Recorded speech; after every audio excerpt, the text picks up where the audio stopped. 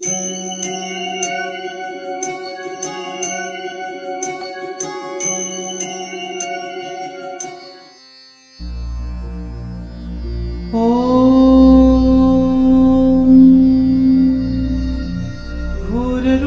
महारावे सर्वशत्रु भयंकरी, भक्तिभ्यो वरदे देवी त्राहि मां शरणागतम्। ॐ सुरासुरार्चिते देवी सिद्धगन्धर्वसेविते, जाड्यपापहरे देवी त्राहि मां शरणागतम्। जटाजूटसमायुक्ते लोलाजिह्वान्तकारिणि, द्रुतबुद्धिकरे देवी त्राहि मां शरणागतम्।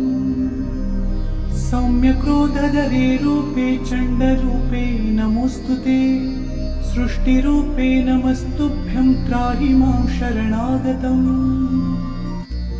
जडानां जडतां हन्ति भक्तानां भक्तवत्सला, मूढतां हर मे देवी त्राहि मां शरणागतम्। वं ह्रुं ह्रुं कामये देवी बलिहोमप्रिये नमः, उग्रतारे नमो नित्यं त्राहि मां शरणागतम्।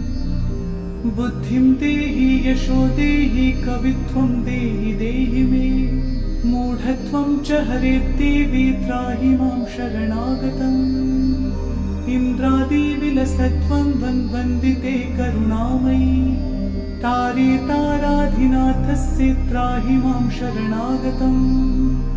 अष्टभ्यां च चतुर्दशां नवम्यां यः पठेन्नरः, षण्मासः सिद्धिमाप्नोति नात्र कार्या विचारणा।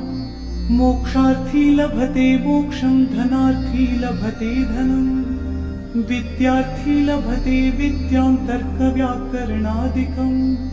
इदं स्तोत्रं पठेद्यस्तु सततं श्रद्धयान्वितः, तस्य शत्रुक्षयं याति महाप्रज्ञा प्रजायते। पीडायां वापि संग्रामे जाड्ये दाने तथा भये, य इदं पठति स्तोत्रं शुभं तस्य न संशयः। इति प्रणम्य स्तुत्वा च योनिमुद्रां प्रदर्शये। इति नीलसरस्वती स्तोत्रम्।